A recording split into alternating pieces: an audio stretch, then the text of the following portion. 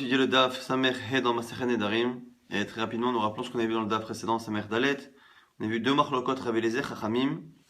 La première, par rapport à la possibilité d'annuler un Neder, par rapport à un pétard, par rapport à un regret ici, qui est lié à une conséquence néfaste, qui est lié donc ici au manque de kavod, à la honte que les parents du Noder, de la personne qui s'est engagée, donc si la personne regrette parce que ses parents finalement aujourd'hui subissent la honte qui est liée au fait que leur fils fasse des nédarim ou a fait un vœu qui est problématique, et bien du coup on a une marque. Selon Rabbi Eliezer, et bien le fait que la personne se dise que s'il avait su que ses parents allaient subir ces conséquences, il n'aurait pas fait, ça suffit pour annuler le neder. Selon Chachamim, ça ne marche pas. Pourquoi ça ne marche pas selon Chachamim? Pour la même raison pour laquelle tout le monde est d'accord qu'on ne peut pas annuler un neder à cause du manque de kavod que ça fait pour Akadosh Baruch Hu. Là, ici, tout le monde sera d'accord que dans le cas où on fait regretter la personne en lui disant si tu savais que Akadosh Baruch Hu n'aimait pas les nedarim, est-ce que tu aurais fait neder? Si la personne dit qu'il n'aurait pas fait, ça ne suffit pas selon tout le monde. Et les deux raisons qui sont données dans la Gemara par Abaye et Rava pour justifier pourquoi ça ne marche pas selon tout le monde dans le cas d'un neder pour Akadosh Baruch Hu, enfin de la honte d'Akadosh Baruch Hu, et qui donc selon Chachamim est aussi adapté au cas des parents, c'est donc successivement selon Abaye, c'est parce que on a peur finalement que la personne n'ose pas réellement nous dire qu'elle ne regrette pas. Qui ose dire que il n'a pas honte devant Akadosh Baruch Hu? Qui ose dire que la honte de ses parents ne le dérange pas? Et selon Rava, la raison est différente. C'est parce qu'on a peur que la personne, en voyant finalement qu'à chaque fois que l'on va voir un chacham pour annuler un neder, eh bien on lui pose toujours la même question. Est-ce que tu savais que Akadosh Baruch Hu n'aime pas les nedarim? Ah, tu savais pas, sinon tu l'aurais pas fait, et donc on annule. Et bien on a peur que la personne finalement, les gens, n'aillent plus voir un chacham pour un neder et se fassent atarat nedarim eux-mêmes. On a vu une seconde marloquette, mais il en avait aussi précisé que dans le cas où le neder concernait les parents directement, c'est-à-dire que la personne avait fait un neder qui faisait honte à ses parents, mais parce que le neder concernait les parents. Quelqu'un faisait un neder de ne pas faire profiter son père ou sa mère. Ici, tout le monde était d'accord. Même Chachamim pense que l'on peut annuler pour cette honte qui est plus forte, selon Rava, et qui, selon Abaye, ne nous fait pas craindre que la personne n'ose pas nous dire que qu'il n'a pas honte, parce qu'en fait, vu qu'il a fait un éder directement par rapport à ses parents, on sait déjà qu'il a l'effronterie de nous dire la vérité. On a vu aussi notre marloquette, est-ce qu'on est potard benolad, est-ce qu'on peut annuler un vœu par rapport à un événement donc, qui est néfaste, qui est lié à ce vœu, un événement qu'on n'avait pas donc imaginé, mais si ce vœu, cet événement est nolad, c'est-à-dire qu'il était difficilement prévisible, ou quelque chose qu'on n'a pas l'habitude de prévoir. Et selon Rabbi Eliezer, ça marche.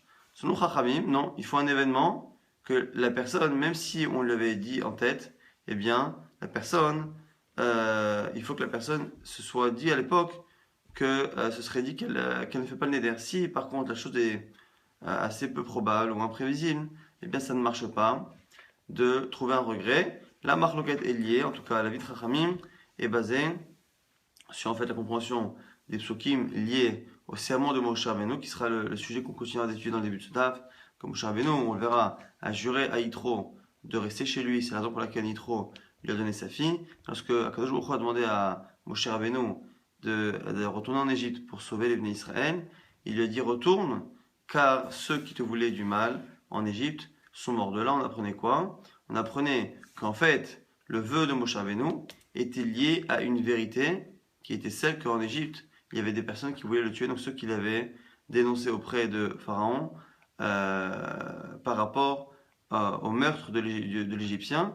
Et donc comme finalement Moshe Rabbeinu n'avait fait le neder que parce qu'il pensait que ces personnes-là allaient rester en vie, et finalement le fait que ces personnes-là, qu'il mettait en danger, soient mortes, et bien c'est nolad, c'est finalement un événement imprévu et imprévisible qui s'est produit, et bien on voit que dans le sens premier du texte, Hachem lui dit tu peux retourner en Égypte, pourquoi?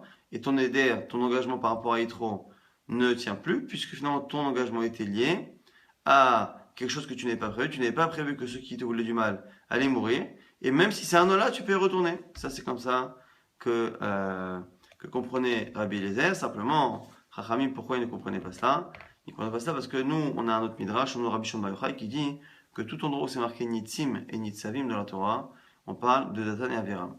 Et Datan et Aviram sont vivants bien après cette histoire-là, bien après le moment où Moshe Rabbeinu a été nommé pour aller sauver les Bnei Israël, mais c'est eux aussi que l'on voit, parce qu'il y a marqué Nitzim, qu'il a vu deux juifs qui se sont battus, qui donc ont dénoncé plus tard Moshe Rabbeinu par rapport au meurtre de l'Égyptien. Donc on voit que selon ce Midrash, Rabbi Shimon Bar Yochai, ceux qui voulaient du mal à Moshe Rabbeinu ne peuvent pas être morts au sens propre du terme. Qui met tout kol anashim, c'est pas possible. Donc ils ne sont pas morts réellement. Et le Ran, dans le début de la Masechet, avait dit qu'ils ne sont pas morts physiquement, et les trois qui ont l'habitude d'être tenus comme morts, au sens figuré du terme, ne peuvent pas être ici l'explication de ce cas. Pourquoi? Parce qu'on ne peut pas dire qu'ils étaient aveugles, ni qu'ils étaient lépreux, parce qu'on voit par la suite que quand ils sont morts, on dit qu'ils sont morts alors qu'ils étaient au sein du peuple. S'ils sont au sein du peuple, ils ne sont pas lépreux, parce que les lépreux étaient mis à l'écart. On ne peut pas dire non plus qu'ils étaient aveugles, puisque au moment de la dispute avec Korach, ils ont dit même si tu nous crèves les yeux, on ne partira pas.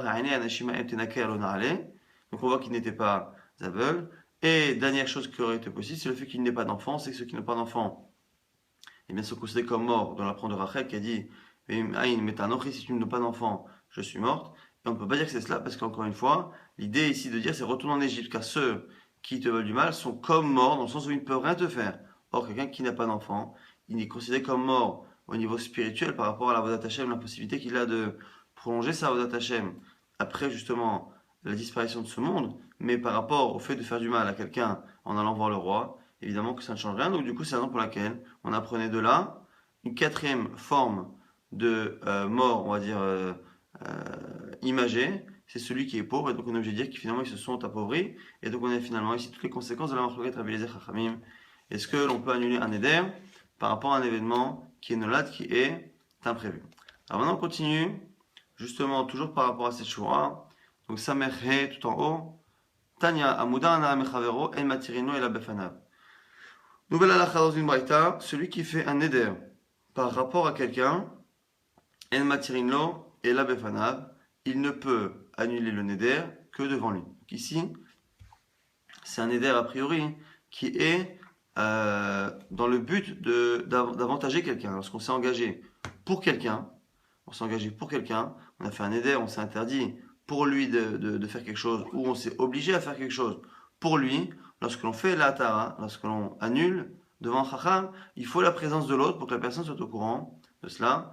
Et en général, on donne la raison, c'est parce qu'on veut justement que la personne, finalement, en présence de l'autre, eh bien, elle ait un peu honte finalement d'annuler ce neder qui était à la base quelque chose qui arrangeait son ami, et donc que la personne, lorsqu'on lui demande est-ce que tu regrettes ce neder ou pas, eh bien finalement, elle pèse vraiment la portée de ces mots, puisque finalement elle est en présence de cette personne-là, et qu'elle ne dira pas facilement oui, je regrette, parce qu'ici il y a la personne, et donc elle ne le dira que si réellement elle a un regret, ça nous permet d'être certain que le regret est sincère.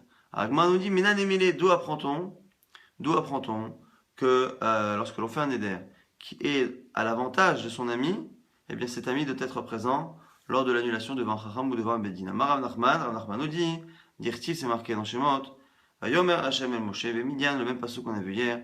Kadosh Baruch Hu est venu voir Moshe Bemidian, en Midian, et il lui a dit, Lech Shuv Mitzrayim, va, retourne en Égypte, qui met tout kol anashim, car sont morts tous les hommes, Amakshim et Nafshecha, qui veulent ta vie, qui en veulent à ta vie, c'est le passage qu'on a vu hier. Et ici, à Malo, le Midrash nous apprend, Bemidian Nadarta, Lech Vehater Nidracha Bemidian. Tu as fait le vent en Midian, eh bien, retourne en Midian pour l'annuler. Alors ici, il y a une marloquette dans les commentaires. Lorsqu'il y a une dracha en général, on utilise toujours un mot qui est en trop, ou un mot qui manque, ou l'utilisation d'un mot qui n'aurait pas dû être, qui est un peu différent de ce que ça aurait dû être. Et ici, donc on a une marloquette qui dit que le mot qui est en trop, c'est Bemidian. A priori, sans nouvelle information, puisque Moshe se trouve en Midian, eh bien, pas besoin de préciser que Kadosh Baruch Hu lui a parlé en Midian. Il y a qui disent que c'est l'air, va. Puisque Kadosh Baruch Hu lui dit retourne en Égypte, eh bien, pour retourner en Égypte, il faut aller, il faut partir. Donc évidemment que chouv, retourner, ça connote partir. Donc il y en a qui disent que c'est le verbe l'air, va, qui est en trop, quoi qu'il arrive. Parce que dans le dracha, on retrouve les mots. On retrouve les deux. Mi Midian Nadarta, l'air vehater. Tu as fait en Midian, va annuler. Donc il y en a qui disent que le mot qui est en trop c'est Midian, il y en a qui disent que c'est l'air, quoi qu'il arrive. Ici l'idée, c'est qu'on apprend de là qu'il lui a demandé de retourner en Midian pour annuler le neder, justement en présence de Yitro. De là, on apprend que comme ce vœu-là était à l'avantage de Yitro, puisqu'il avait fait un éder, de ne pas quitter cet endroit avec sa fille, et que c'était ce père-là qui ne voulait pas que sa fille parte de chez lui, et bien donc c'est la raison pour laquelle on apprend d'ici que même Akadosh Baruch Hu, lorsqu'il a fait un Nedarim à Moshe Rabbeinu, il a demandé de retourner le faire devant celui qui était le bénéficiaire de ce Neder. Très bien.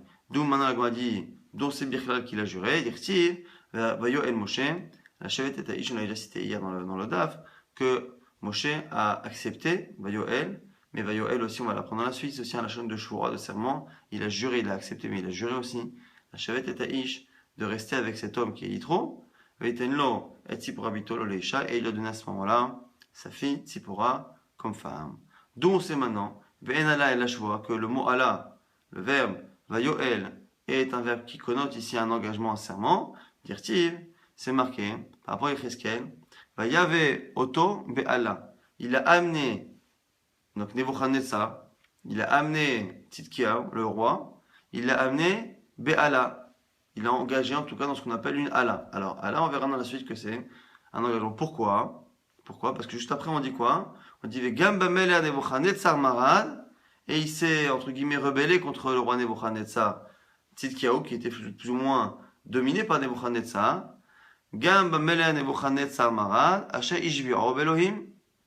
Il s'est rebellé plus ou moins, il n'a pas obéi à Nebuchadnezzar qu'il avait fait jurer. Ah, on a vu qu'il avait fait jurer.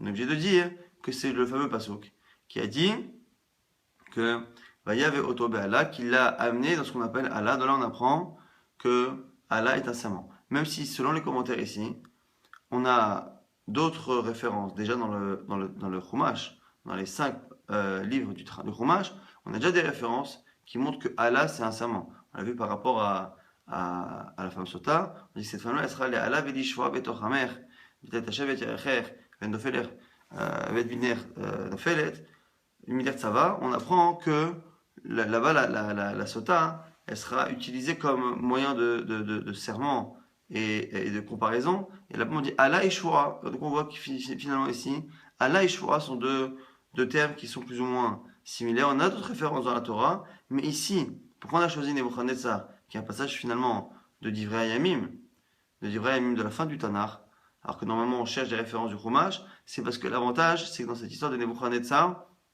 on a aussi une référence à cette halakha qu'on est en train d'étudier, qui montre que l'on doit non seulement que Allah c'est un serment, mais comme ce qu'on voit chez Moshe Rabbeinu, mais que comme chez Moshe Rabbeinu on voit que Hachem lui a demandé d'aller le faire devant Yitro, même si c'est un midrash qui le dit, là-bas on voit qu'aussi on a le même midrash qui nous dit que Nebuchadnezzar a justement lui aussi demandé à ce que le Neder soit annulé devant lui.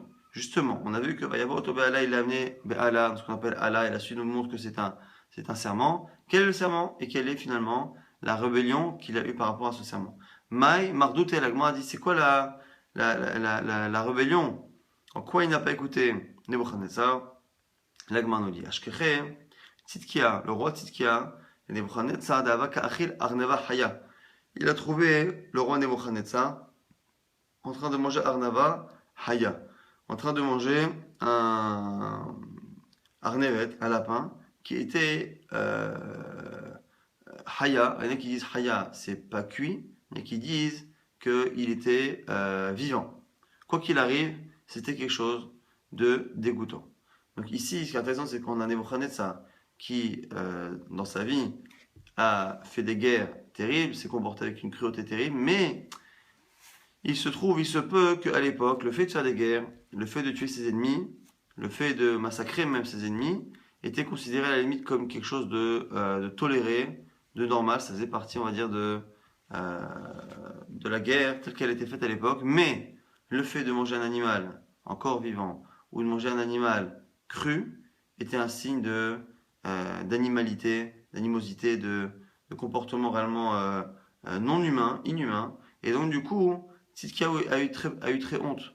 Nebuchadnezzar Mechila a eu très honte que le roi Tzidkiyahu le voit en train de manger cet animal cru, ou encore une fois vivant selon les commentaires. Amalé lui a dit Ishtabarli, Delo Megalet, il avait Velot Hipokmita. Jure-moi que tu ne le dévoileras pas ce que tu as vu, Velot Hipokmita, et que tu ne diras pas un mot. Il y en a qui disent qu'il a fait deux serments, à la fois de ne pas dévoiler ce qu'il a vu, et même de ne pas dire qu'il a vu quelque chose.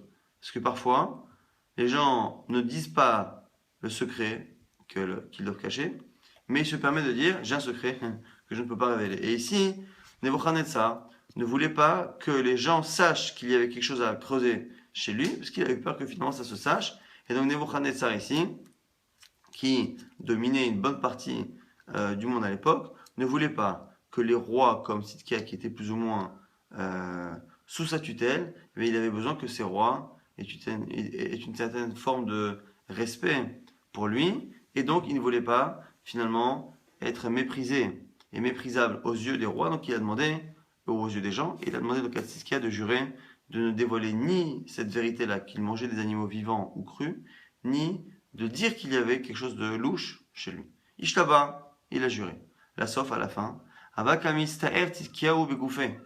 Tzidkiyahu souffrait, alors ici la Gemara va fort, il dit qu'il était mitzvah begoufé, il souffrait physiquement. Alors physiquement dans le sens où presque physiquement ça le démangeait de dire la chose. Pourquoi? Parce que il s'est rendu compte que Nebuchadnezzar, qui est quand même celui qui va détruire le temple, qui est tout de même un des pires Rechaim que la terre ait pu porter, le fait que Tzidkia ait finalement en sa possession une information qui permettait peut-être pas de lui faire perdre le pouvoir à coup sûr, mais en tout cas de le dénigrer aux yeux des peuples et aux yeux des rois, et d'éventuellement donc faire en sorte que sa royauté soit affaiblie, eh bien il a finalement beaucoup regretté d'avoir juré, et ce serment-là a fini par le démanger à tel point que Ichil, Ashvoraté, il a demandé à faire Atara devant les Chachamim, Ve'amar, et du coup il a révélé l'information. Shama Nebuchadnezzar, et Nebuchadnezzar a commencé à entendre les rumeurs des gens, des rois, dans la cour et dans le peuple. Il a entendu que les gens se moquaient de lui et disaient on a vraiment, notre roi est un animal. C'est un bon guerrier, c'est un bon dirigeant, mais c'est parce que c'est un animal. Il n'y a qu'un animal qui peut manger un animal vivant ou un animal non cuit.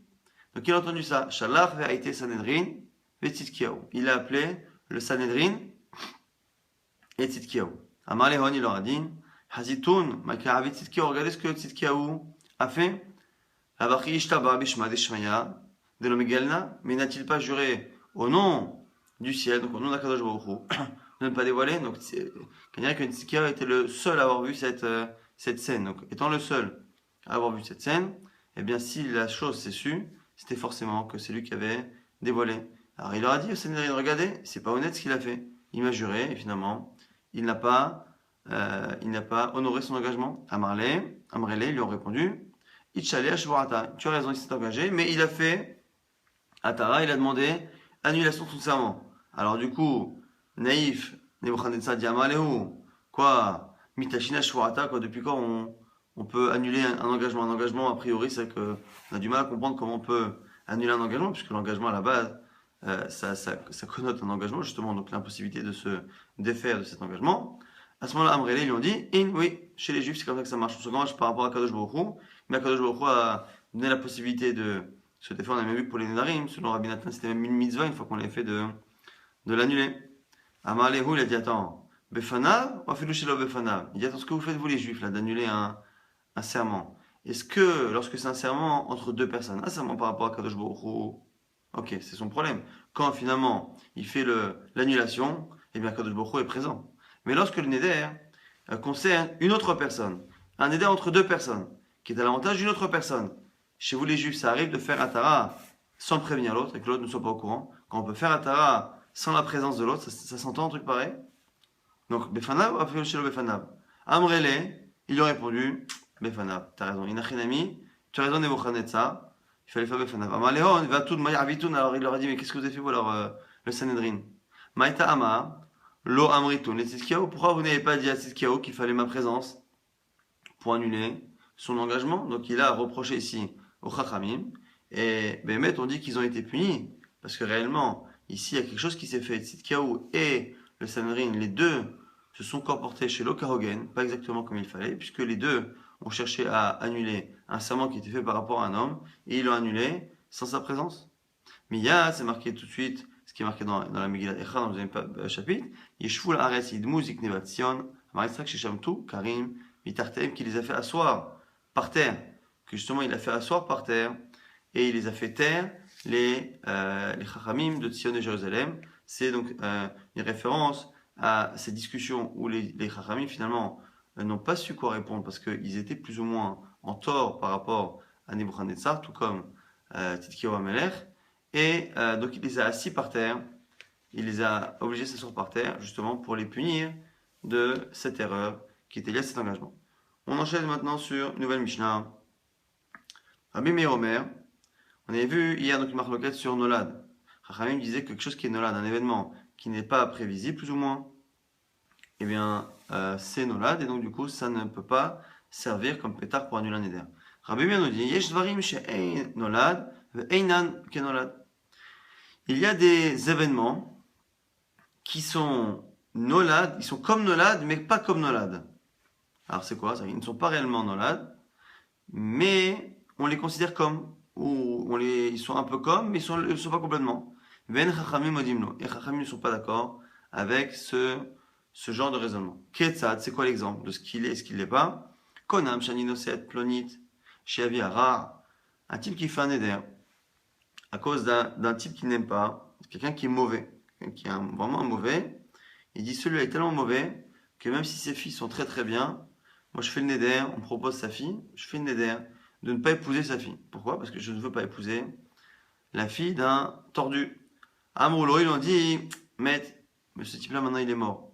Oshasa Tshuva, ou finalement, il est passé de rachat, tordu, à quelqu'un d'extraordinaire, il a fait Tshuva. Donc finalement, il y a eu un événement qui n'était pas prévisible, un olad, qui a fait finalement que normalement ce néder devrait être annulé. C'est un olad, et c'est là-dessus que Khamim dira que c'est pas réellement comme un olad, mais c'est nolad. Donc ici, ça marche. Parce que finalement, c'est pas complètement qu'enolad. Donc c'est un nolad en apparence, puisqu'il est mort ou il a fait tchouva. Mais ici, exceptionnellement, ce sera pas comme nolad, donc ça va marcher. On peut annuler même selon Chachamim. Comme ça dira Rabbi Meir. Mais Chachamim ne sont pas d'accord. Alors Amroulo, ils ont dit Meta Kelev. Oh, Shenehera Gan Nachash. Arien kenolad veno kenolad. Mais Chachamim modim lo. Donc ici, Mechila, Konam Baïdze. Shani Nichnas. Un type qui a fait un éder par rapport à une maison. Et il dit je ne rentre pas dans cette maison. Pourquoi? Parce qu'il y a un chien dangereux ou parce qu'il y a un serpent dedans. On lui dit écoute, le chien est mort. Le serpent qui y avait dans cette maison est mort. Mais ta kelev on shina ganachash. Rien que nolad veno kenolad. Mais chachamim dit pareil encore une fois. On a les gens qui sont venus dire que finalement le danger est parti. Là aussi pareil. C'est un nolad puisque finalement c'était pas prévu. Mais ici, c'est pas comme un nolad dans le sens où ça va marcher. Donc, alors, ce qui est intéressant, c'est que ça ressemble un peu au cas du serment de Moshe Rabbeinu par rapport à Yitro. Moshe Rabbeinu a fait un serment dans le fond, qui était lié, même s'il n'a pas dit précisément à Yitro, mais dans le fond, qui était lié au fait qu'il avait une impossibilité de rentrer en Égypte. S'il avait la possibilité de rentrer en Égypte, il n'aurait pas fait le serment de rester en Midian. Donc, comme c'était lié à un danger, quand ce danger est parti, quand Hachem le dit, ces gens-là sont morts, donc selon Rabbi Eliezer, sont morts réellement. Selon les autres avis, ils sont comme morts. En tout cas, selon Rabbi Eliezer, ils sont morts. Eh bien, on a dit que c'était un olad. Alors là, ici, on voit que c'est le même cas. Il a fait une néder par rapport à une maison. Par rapport à une maison, il y a un serpent. Par rapport au père d'une fille qui est problématique. Et on voit qu'à partir du moment où ces gens-là disparaissent, où le mal disparaît, c'est, selon Rabbi Meir, c'est un olad, mais qui n'est pas considéré comme un olad, qui marche. Alors, il faudra comprendre quelle est la différence. Donc, maintenant, on va essayer de comprendre. Konam, Shani Nirna Sabaïdze Bechoulé, par rapport au cas du chien. Elle m'a dit, Valomet, Noladou, mais met, encore une fois, on l'a vu hier dans le DAF. Quelqu'un qui meurt, un chien qui meurt, un serpent qui meurt, même le père ici qui meurt, c'est Nolad. C'est quelque chose qui n'est pas prévisible. Donc ça veut dire quoi qu'il est Nolad, mais qu'on ne le considère pas comme Nolad. Amaravuna, Naase Ketole Nidro, Bedavarze, Bedavar. Ici, c'est parce qu'il a donné le ta'am de l'interdit.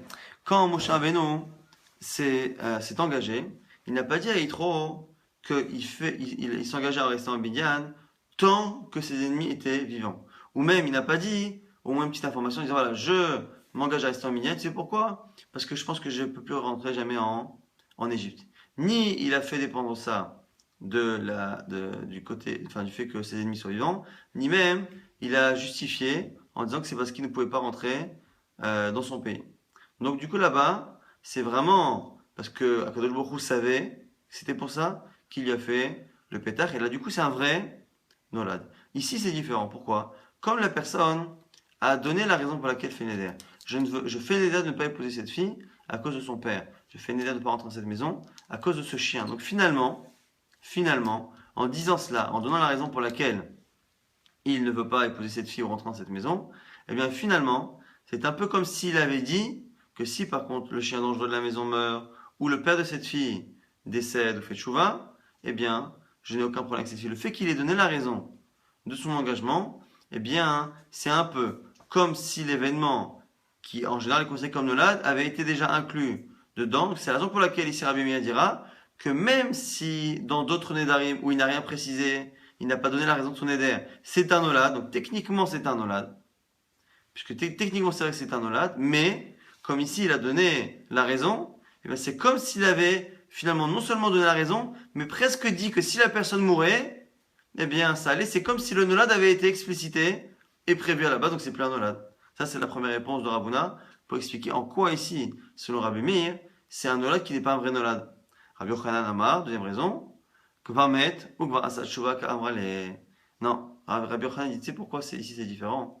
C'est parce que quand est-ce qu'on a dit que c'est un nolad? C'est lorsque l'événement n'était pas prévu par la personne parce qu'il n'était pas prévisible et que l'événement est finalement arrivé après. Mais il nous dit ici, Rabbi Yochanan, c'est un cas particulier ici. C'est un type qui voit une fille et cette fille-là, elle a toujours eu un père qui est mauvais. Cette maison-là a toujours eu un animal qui est dangereux dedans. Et un jour, on lui dit, écoute, rentre dans cette maison, on insiste pour qu'il rentre dans la maison, on insiste pour qu'il épouse cette fille, et il dit, écoute, moi, je fais le néder, arrêtez d'insister, je fais le néder de ne pas épouser cette fille, parce que, à cause de son père, je fais le néder de ne pas rentrer dans cette maison à cause de l'animal qui est dangereux. Et au moment où il fait le néder, on lui dit, mais attends, mais t'es pas au courant? Son père est déjà mort. Donc selon Rabbi Yochanan, on parle d'un cas où la personne a fait un néder, qui est lié ici à un événement, à la gêne occasionnée par le père ou par l'animal qui est dans la maison, mais ici, l'événement imprévisible et donc imprévu par la personne, c'est pas qu'il est arrivé après, c'est qu'il est déjà arrivé avant qu'il ne le savait pas. Donc en fait, c'est déjà passé. Donc du coup, intéressant ici que sur le Rabbi Yochanan, certains vont dire, mais c'est pas Nolad, c'est pas Nolad du tout, puisque finalement la chose est déjà arrivée, mais c'est Kenolad, dans ce sens, ça ressemble à Nolad. C'est un événement qui, dans le même genre de Nedarim, où l'événement est postérieur, c'est un typique de Nolad. Donc ici, finalement, on a dit une marloquette à la base, hier, dans le DAF, entre Rabbi Eliezer et Chachamim, est-ce qu'on peut être matière ben Nolad ou pas? Selon Rabbi Eliezer, oui. Selon Chachamim, non, qu'il n'y a que Rabbi Meir fait partie des Chachamim d'hier, qui pensent que ça ne marche pas. Mais il vient nous dire ici, Rabbi Meir, que dans certains cas de Nolad, ça marche. C'est quoi? C'est des Nolad qui sont comme Nolad, mais pas comme Nolad. C'est un Nolad à la base, mais à cause d'ici d'une particularité du cas, eh bien, c'est pas considéré comme étant Nolad. Donc, on donne le cas d'un type qui veut pas épouser une fille à cause du père, ou qui veut pas entrer dans une maison à cause d'un animal. Et quelles sont ici, quelle est la particularité qui fait que finalement, c'est un Nolad qui n'est pas considéré alachiquement comme un Nolad? Et ici, on a deux avis. Ravuna et Rabbi Yochanan qui sont pas d'accord. Un avis qui dit que la raison pour laquelle, même si apparemment c'est un Nolad, c'en est pas un. Rabbi Yochanan dit c'est parce qu'en fait, l'événement, il ne l'a pas prévu parce qu'il n'était pas prévisible. Mais il manque de chance, l'événement était déjà passé. Donc finalement, ça n'a rien d'un Nolad. Ça y ressemble. Donc c'est pour ça que selon certains, on va commencer à interdire, comme Chachamim, parce que ça ressemble à Nolad. On a peur que les gens se trompent. Mais réellement, ça n'a rien de Nolad, puisque finalement, l'événement est déjà passé. Donc le Neder est vraiment fait en méconnaissance de cause. Et selon Ravuna, c'est pas pour ça la différence qu'il y a. C'est parce que autant un Nolad, c'est un problème selon Chachamim, lorsque l'on a un Neder qui finalement est regretté à cause d'un événement non prévu et imprévisible. Mais ici nous dit Ravuna, ce qui est différent, c'est que dans ce cas-là, on a la personne qui a expliqué pourquoi elle faisait le Neder. Et le pourquoi du Neder, c'est-à-dire qu'il explique ce qui le gêne finalement, en disant ce qui le gêne, c'est un peu comme s'il était en train de nous dire que si la chose qui le gêne décède, ou finalement change du tout, et ne devienne pas gênante, comme cette personne qui le gênait et qui fait tchouva, ou, eh bien à ce moment-là, dans ces cas, comme il a précisé ce qui le gênait, c'est comme s'il avait précisé que la mort de la personne ou la disparition de ce danger était finalement prévue et donc du coup n'est pas un Nolad. Donc on a deux avis Rabbi Yochanan et Ravuna pour justifier en quoi selon Rabbi Meir ici c'est un nolad en apparence, mais qui n'en est pas un. Et maintenant, on va objecter sur la deuxième lecture qui est celle de Rabbi Yochanan, qui est finalement de dire que ici, dans ces cas-là, c'est pas que c'est un nolad différent. C'est que finalement, c'est pas un nolad. C'est quoi finalement sur le Rabbi Yochanan? C'est un éder, betaout. Il s'est complètement trompé. Pourquoi? Parce qu'il a fait un éder par rapport à quelque chose qui le gênait. Il a dit, je veux pas rentrer dans cette maison, je ne veux pas épouser cette fille à cause de cela. Mais en fait, la chose qui justifie son éder, et donc il le prononce même, la chose a déjà disparu. Donc c'est un éder qui est complètement betaout, qui est complètement par erreur. La Gemara objecte à cela. Pourquoi? Parce que la suite de la Mishnah que l'on étudie, elle est d'Asamer Vav, et la suite de la Mishnah va nous rapporter une halakha qui est censée normalement être nouvelle. Et cette halakha, c'est quoi? C'est la halakha justement des gens qui font un éder betaout par erreur. C'est-à-dire qu'ils ne sont pas au courant de la situation. Et donc du coup, la Gemara va objecter par rapport à ça. Métiv. Rabbi Abba, c'est Rabbi Abba qui objecte. Konam sheninose les plonit ke'ora vari'ina. Un type, on lui parle d'une fille pour se marier et il ne veut pas l'épouser. Et donc à la fin, il dit écoutez, laissez-moi tranquille, je fais le néder de ne pas épouser cette femme-là qui n'est pas jolie. Et au final, il s'est trompé, il confondait avec quelqu'un ou il avait oublié. Mais en fait, elle n'est pas comme il pensait, elle est finalement très jolie. Shehora, Marie Ilevana, à l'époque, donc les femmes qui étaient très très brunes de peau n'étaient pas très à la mode. Donc du coup, pareil, il a dit je ne veux pas épouser cette femme-là qui est très très très brune, qui est vraiment foncée de peau. Et ça justifie en fait finalement son éder. Et ça nous montre finalement qu'il fait une éder à cause de cela. Et donc en méconnaissance de cause, puisque finalement, Ariel Levana, il se trouve elle a un teint, très, très clair. Ketsara, Marie Aruka, il dit je ne veux pas épouser cette femme-là, cette naine, cette femme qui est très petite au final. Elle n'est pas petite, elle est grande. Moutarba, c'est autorisé, il peut épouser cette femme-là, puisque finalement il a montré qu'il avait fait un éder à cause d'une raison, et que cette raison-là, depuis le départ, elle n'est pas vraie. C'est pas qu'elle était naine et qu'elle a grandi, c'est pas qu'elle était noire et qu'elle est devenue blanche. C'est ici il avait fait une éder en méconnaissance de cause. Shechora venasa levana, Ktsara venasa ruka. Voilà pourquoi l'homme il chez Korosh chez Nasana, c'est la Mishnah dit justement, pas parce que la fille pas jolie est devenue jolie, que la petite est devenue grande, ou que la fille foncée est devenue claire, mais c'est parce qu'encore une fois c'était une erreur. Donc la Gemara maintenant va objecter.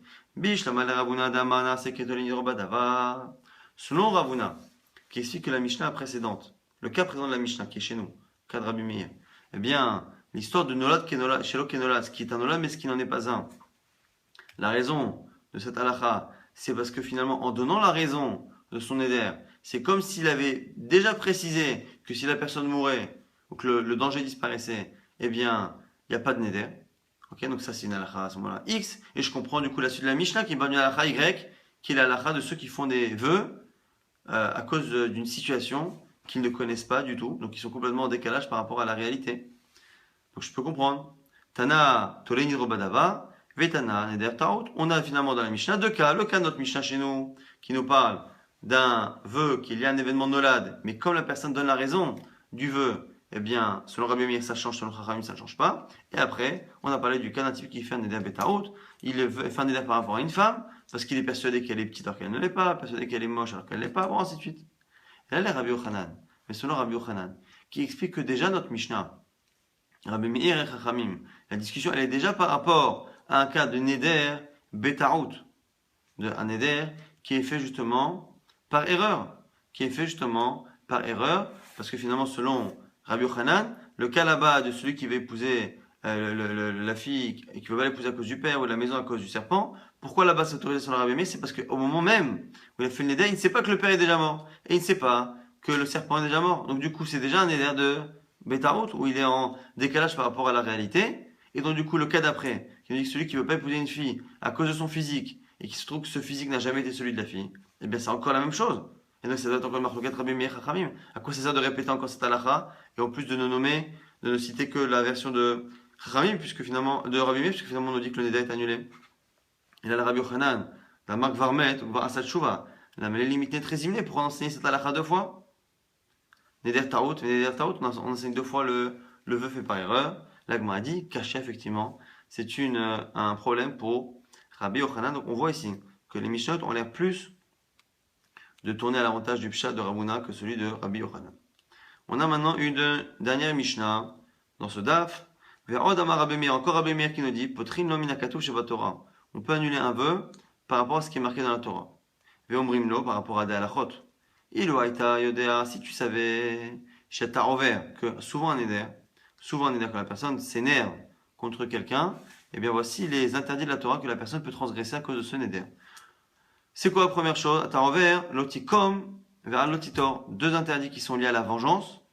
Très souvent, lorsque la personne fait un néder, c'est justement par vengeance pour envers quelqu'un qui lui a fait du mal, et du coup, tu en transgresses lotikom et lotitor. Parce que la personne lui dit, dis-moi, tu savais que tu transgresserais cela à cause du néder?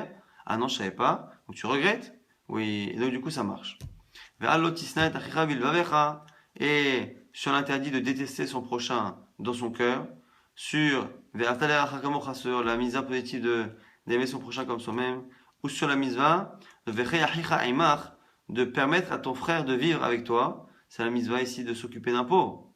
Shuani, dans le cas où cette personne-là est pauvre, eh bien tu ne peux plus lui donner la tzedaka à cause de ton éder. Donc tu peux transgresser plusieurs interdits qui commencent à la vengeance, qui terminent par la tzedaka, et au milieu très souvent on a un problème de détester son prochain ou de ne pas l'aimer comme soi-même. Amar, lo haiti yoder shoken, lo haiti noder, areze muta. On voit que si la personne regrette à cause de cela, c'est muta.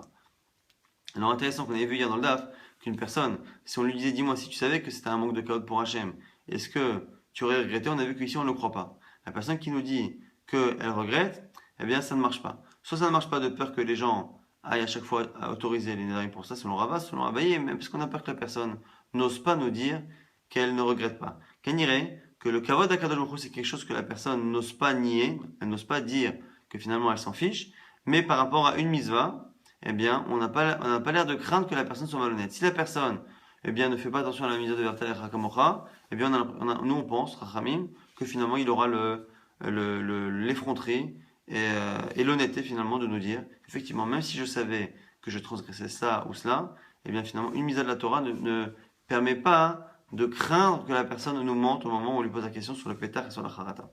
Ça, c'était la nouvelle Mishnah. Alors maintenant, on objecte. Sur la dernière halakha, on dit qu'on peut annuler en disant bon non, mais attends, mais tu sais que cette personne-là maintenant elle est pauvre, ou elle a toujours été pauvre, et tu peux pas lui faire la misa de la misa de permettre à ton frère pauvre de vivre avec toi. Et la Ravuna objecte à Rabba. Amarle Ravuna, Barav Katina, les Rabba. Nima Kol Demerane, Lavar Lainapin. Mais je comprends pas la personne. Quand on lui dit dis-moi, tu ne peux pas faire la misa de il peut très bien nous objecter. Mais attends, est-ce que la mitzvah de nourrir ce pauvre, elle n'incombe qu'à moi? Maï de mateli faneso, bah découlé alma me fanesani. Moi je donne l'argent à la tzedaka de manière générale et ça lui reviendra. Et dans tous les cas, il y a deux choses ici. À la fois, je n'ai pas la mise à moi, tout le monde peut s'occuper de lui. Je n'ai pas moi une mise à personnelle de m'occuper de lui. Et en plus, je peux donner à tout le monde. Et à la limite, je donne à la tzedaka et le gaba tzedaka donnera à qui il veut et il donnera peut-être à cette personne-là. Donc, il n'y a pas de problème. Amarle, alors pourquoi du coup la Mishnah nous dit que parfois on peut transgresser vers Charimar? La Gemara nous dit c'est ça le cas. Nous dit Rabba, Ani Omer, Kol Nofel et non-Nofel, les Gabais Daka, Trila, celui qui devient pauvre, eh bien avant d'arriver au niveau d'avoir le Gabais Daka, d'aller voir la personne qui s'occupe justement de la Tzedaka, avant même ça, il va d'abord voir ses proches, sa famille. Et donc ici, quand est-ce qu'on transgresse c'est lorsque la personne est proche du pauvre. Cette personne est en train de s'appauvrir. Et qu'avant que la personne passe le cap d'aller voir justement un organisme pour les nécessiteux, avant cela, il demande d'abord à un cousin, à un ami, de prêter de l'argent, de lui donner de l'argent. Et là, ici, si cette personne-là est un proche et qu'elle est en train de s'appauvrir et qu'elle n'a pas passé le cap, ici, j'ai une mitzvah que je ne peux pas remplacer. La mitzvah d'aider mon frère avant même qu'il arrive à prendre la tzedaka, ça, cette mitzvah-là, je la rate puisque j'ai fait le neder. Après, le fait qu'après, éventuellement, il descende au niveau de prendre la tzedaka et que je donne à l'organisme de tzedaka qui finalement va lui donner, c'est autre chose. Mais la mitzvah de base, de l'empêcher d'en arriver jusque-là et de le soutenir au tout début de son appauvrissement, eh bien là, ici, c'est une mitzvah que je rate. Donc, c'est la raison pour laquelle on voit qu'on a toutes ces mitzvahs-là qu'on peut rater par rapport aux mitzvahs de se venger, de détester son prochain, de ne pas aimer son prochain comme soi-même, mais même la mitzvah de s'occuper d'un pauvre. Encore, nouvelle Mishnah, Potrim Ladam, Biktuvat Isho, on peut être poter, donc on peut annuler un vœu par rapport à la Ktuva, quelqu'un qui fait un neder. À cause de ce neder, il ne peut plus rester avec sa femme. Parce que la vie conjugale, la vie maritale n'est plus possible. Et donc, du coup, il est obligé de la divorcer. S'il est obligé de la divorcer, comme c'est lui qui a fait le neder, c'est lui qui est en tort. Comme il est en tort, évidemment, il doit payer la Ketouva. Maintenant, si la somme de la Ketouva est problématique, est-ce que on peut annuler en lui demandant, dis-moi, si tu savais que ton neder allait te coûter un divorce et donc te coûter la Ketouva, est-ce que tu aurais finalement fait le neder? Il dit, non, si j'avais su que ça me coûtait si cher, j'aurais pas fait. Eh bien, on annule grâce au finalement cet événement non prévu, mais prévisible, mais en tout cas non prévu, qui est la somme de cette Ketouba. Et la Mishnah nous rapporte une histoire dans ce sens. Il y a un homme qui a fait un jour un neder par rapport à sa femme, il fait un neder qu'elle ne profite pas de lui, donc du coup la vie maritale est plus possible, dont la vie conjugale évidemment. Et sa Ketouba était énorme à la femme, c'était 400 dinarim, c'était énorme. Il est parti voir Rabbi Akiva. Et Rabbi Akiva lui dit, écoute, tu paieras ta Ketouba sans problème. Amarlo, il a dit, mais Rabbi, Shmone meot dinarim, inyach abba, natalachi arba meot, vani arba meot. Il dit, mais attends, mon père nous a laissé 800 dinars.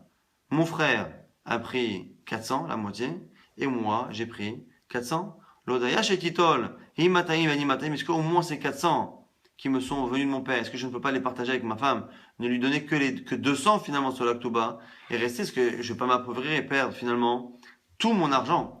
Alors Rabbi Akiva lui a dit, pour lui montrer que finalement, il paiera jusqu'à la dernière prouta, Afilu atamocher sa'aroshecha atanoten la Ketubata. Même si tu dois vendre tes cheveux, eh bien tu finiras par payer ta Ketouba. Amarlo, il a répondu, ce bonhomme-là qui était du coup désemparé, il a été yodéa sheuken, il a été noder.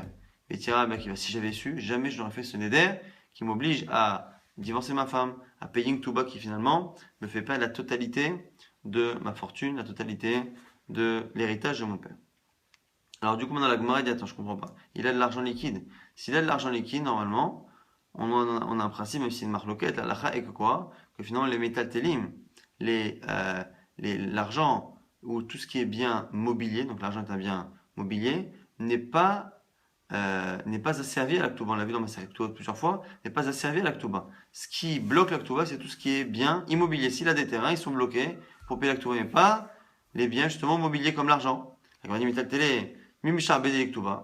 Comment son argent est bloqué? Parce que normalement on ne bloque pas l'argent pour la Ketouba. Amarabaya explique, Karka Shavamone, Shavashmone Merodina. Abaye dit non, en fait, il n'avait pas 400 ou 800 dinars en argent liquide, il avait en terrain, c'était les terrains de son père. Donc ces terrains-là, par contre, quand il les a pris, eh bien, finalement, ils ont été asservis à la Ketouba, c'est pour ça qu'il lui a dit, tu donneras tout. Elle m'a dit, Katane, c'est Arosho, ou c'est Arosho, mais t'as téléo. Elle m'a dit, mais quoi qu'il arrive, tu es obligé de dire qu'à un moment donné, même quelque chose qui n'est pas un terrain, a l'air d'être finalement, dans cette Mishnah, a l'air d'être finalement engagé, puisqu'il lui a dit, tu vendras même tes cheveux. Et les cheveux qu'il a, ces cheveux, c'est pas un carcass, c'est pas un terrain, c'est quelque chose de mobile. Alors elle m'a dit, mais non, mais c'est pas réellement qu'il va vendre ses cheveux pour payer la Ketouba. Enfin, vendre une partie en tout cas de ce qui a poussé chez lui. Elle m'a dit, il a dit comme ça, c'est quoi? C'est que tu donneras tout ton argent, même si ça t'oblige à toi à vendre finalement tes cheveux, ou quelque chose qui t'est si personnel, et une partie de ton corps, si tu dois le vendre pour te nourrir. Mais c'est pas que réellement, jusqu'à ce qu'une partie de son corps soit engagée pour la Ketouba. Là, elle m'a dit, alors si c'est ça, c'est extraordinaire. On apprend finalement que lorsque quelqu'un a une dette, eh bien, on lui prend son argent pour payer la dette, même si à la fin, on doit lui prendre, on a dit, même si à la fin, il lui reste rien. Ça, c'est une question. Lorsque quelqu'un doit de l'argent, est-ce qu'il doit 1000 euros et il a 1000 euros sur le compte? Est-ce qu'on prend les 1000 euros et qu'on les donne à l'autre et qu'on le laisse finalement crever de faim? Et que donc à ce moment-là, il se débrouillera, il vendra même ses cheveux? Ou non, on lui laisse quand même quelques euros pour manger. Donc là, on apprend ici que si il faut qu'il vende ses cheveux, c'est-à-dire qu'on lui a rien laissé sur son argent, Shmarmina, El Mesadrin et Balchov, qu'on ne laisse rien à celui qui est endetté. La Gemara, c'est pas une preuve. Maran Nachman ve Rabbi Yitzhak, l'Omar she'en mekarin shtar ktuvata. Non, on dit, ça ne veut pas dire que maintenant on va tout te prendre les 400 et que tu vas tout de suite vendre. C'est une manière de dire finalement qu'on ne te lâchera jamais par rapport à ces ktuvas. On peut très bien imaginer, nous dire Rav Nachman, que ici, comme il n'a que 400, on lui prend 350, le reste on lui laisse vivre, mais sache que jusqu'au bout on te demandera cela, au point qu'à un moment donné, s'il te faut, eh bien, tu finiras par avoir besoin de vendre tes chevaux pour te nourrir. Donc très rapidement, vraiment en deux mots, on va essayer de résumer ce qu'on a vu dans ce DAF qui est assez chargé. On avait vu encore une fois ce Inyan-là de l'Aktuba, de l'engagement Mechila de Moshe Rabbeinu. On avait pris finalement de Moshe Rabbeinu et de l'engagement de Tzidkiyahu par rapport à Yecheskel, par rapport à Nebuchadnezzar, qui finalement n'a pas tenu son engagement, et les Khamim se sont trompés, lui aussi se sont trompés parce que finalement il a annulé son engagement sans la présence de l'autre. On apprend en tout cas de Moshe et de ce midrash là de Nebuchadnezzar qu'une personne, lorsqu'elle fait un éder ou un engagement qui bénéficie à l'autre, eh bien, il ne peut pas annuler ce vœu-là sans la présence de l'autre. Et Moshe Rabbeinu, c'est ce que Hachem lui a dit de faire devant Yitro, mais c'est ce que Tzidkiyahu, Amelech et les gens, les Khamim Sanhérim n'ont pas fait justement. Ils ont été punis pour cela. On avait aussi que selon Rabbi Meir, il y avait certains Nédarim qui étaient Nolad en apparence, mais qui n'étaient pas comme Nolad. Et ici, il y a une marloquette sur c'est quoi ce cas-là. Selon Rabbi Yochanan, c'est une apparence de Nolad. Ça ressemble à Nolad, mais en fait, ça l'est pas du tout, parce qu'en fait, c'est quelqu'un qui fait un Neder Betarut, un Neder par erreur. Mais l'Agma avait l'air un peu d'objecter à cela. Et la raison qui est la plus finalement plausible, qui est celle de Ravuna, c'est-à-dire que non, c'est en fait, ce sont des Nolad. Mais comme c'est un Nolad où la personne avait dit dès le départ qu'elle faisait ce Neder à cause de ça qui l'a dérangé, c'est comme si elle avait dit que la disparition de ce danger ou de cette gêne, finalement, était prévue. Et donc, du coup, c'est pour ça que, même si l'événement est Nolad, comme ici, il a été plus ou moins inclus dans le Neder, la personne a expliqué sa raison, et bien, du coup, ce ne sera pas légiféré comme un Nolad. Selon Rabbi Meir, mes Chachamim, encore une fois, ne sont pas d'accord. On avait vu ce qu'on verra dans la suite, qu'un Neder Betar, quelqu'un qui fait un Neder et qui donne la raison, et que la raison qui justifie le Neder, qui est dite encore une fois à l'oral, cette raison-là n'existe pas. Par rapport au physique d'une femme qui n'est pas son physique, par rapport à l'existence d'une personne qui n'existe plus, et bien du coup, ça ne fait rien. On avait aussi dans une Mishnah qu'on pouvait faire annuler un Neder si la personne regrette finalement que son Neder l'oblige à transgresser certaines mitzvot, comme le fait de ne pas se venger, de ne pas détester son prochain, de l'aimer comme soi-même. Et on avait aussi qu'on pouvait même transgresser le fait de s'occuper du pauvre. Dans quel cas où la mitzvah est que par rapport à moi, pas par rapport à tout le monde, et que je ne peux même pas la faire en donnant l'argent à la tzedaka, c'est parce que la personne est en train de s'appauvrir, et qu'avant de s'appauvrir, avant d'aller voir la tzedaka, il vient voir ses proches. À ce moment-là, le proche a une mitzvah toute particulière et personnelle d'aider cette personne-là, et on peut rater cette mitzvah-là, et ce regret-là de rater la mitzvah peut servir comme pétard pour annuler le vœu. Et on a vu aussi dans la dernière Mishnah que l'on peut annuler finalement un vœu par rapport au regret qui est lié au fait que ce vœu oblige la personne à divorcer et à payer une Ktuba. Ce regret-là est suffisant pour cela. Et on a vu finalement que ça ne présentait aucune objection par rapport au principe que l'on connaît en général, qu'en général, une Ktuba n'engage que les biens immobiliers, pas les biens mobiliers et donc pas l'argent. Et on a vu aussi que c'est pas forcément une preuve par rapport justement à une autre question. Est-ce que lorsque l'on fait payer quelqu'un qui est endetté, est-ce qu'on lui laisse un peu d'argent pour vivre ou pas? On a vu que cette Mishnah finalement n'était pas une preuve dans un sens ou dans l'autre.